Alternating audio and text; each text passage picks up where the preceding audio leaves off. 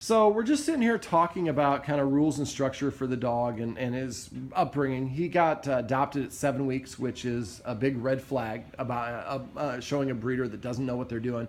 And breeders can do a lot, as we just got done talking about, to put the dog in a position to succeed. However, while we were having this discussion, I saw him continually do this. He's either sticking his chin on you guys or at you guys, and each time he does this, you guys pet him. So he's saying, I'm insecure, or not necessarily I'm insecure, he's saying, I want your attention. Mm-hmm. But if he gets to tell you what to do and you do it, then after a while that gives him the impression, well, I have authority over the humans because I tell them what to do and they do it. That means that I must be an authority figure. Yeah. What rules does he have? As far as... I could define a rule as things the dog has the ability to do, wants to do, but restrains himself from doing until given permission from you guys. Are there any things that fall into that category, classification? So I see him invade your personal space. He jumps up on you. He barks. Yeah. He's telling you what to do right there. He likes to lick. Licking can be a sign of I don't let him insecurity. lick Also, me. it could also be a way of marking you.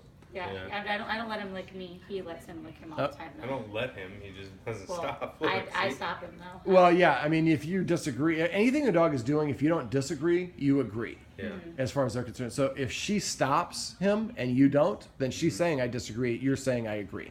I know it's not what you mean. I yell at him all the time. Well, but yelling isn't like, especially if he doesn't speak English, which dogs don't. Most people kind of yell at their dog and they keep on repeating the command over and over, but it's on us to communicate what it means. So he knows no, he knows leave it.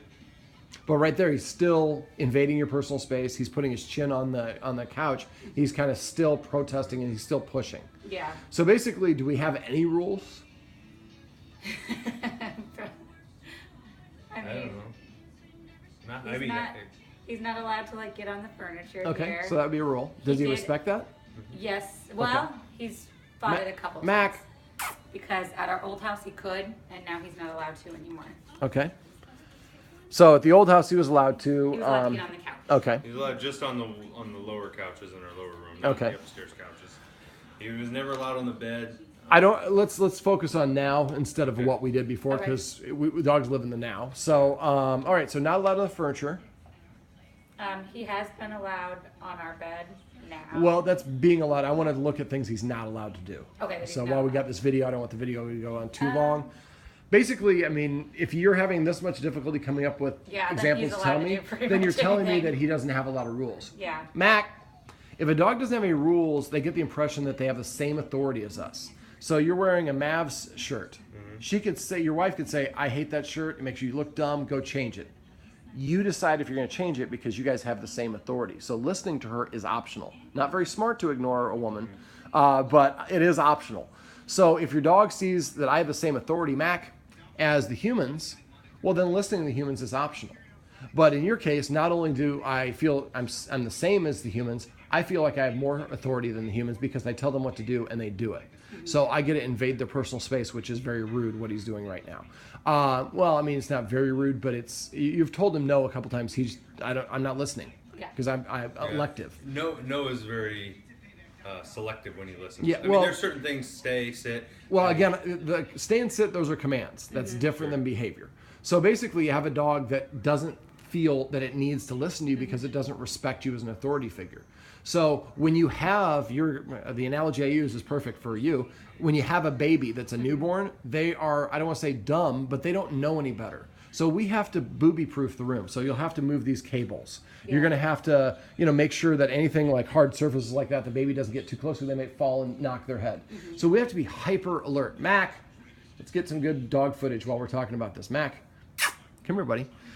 So as a result of you being like you have to watch him 24/7, you're under some pressure, and with that pressure comes some stress. Yeah. But you're mature and you've prepared for this for a long time, so you're ready for it. Mm-hmm. For dogs, if we get them the impression that they're in charge of us suddenly, and then we have a sudden change like you guys, you moved in a new place, they can get the impression like, well, I'm now responsible for these humans.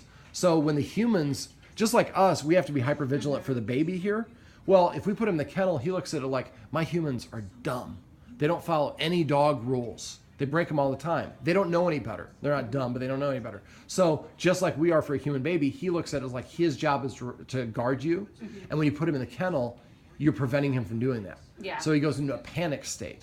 So actually having no rules and structure can make a dog create anxiety in a dog, because now they feel like they have to be responsible for you and they have something that's blocking them. So when they get out of the kennel, they go scratch at a door because they're trying to escape. Mac, come here, buddy. So what we're going to do is I want to help you, show you guys how we can change things so he identifies as being in a follower position, so we can take a lot of that pressure and stress off of his brain, and then he can hopefully stop having the separation anxiety. Yeah. Right, Mac?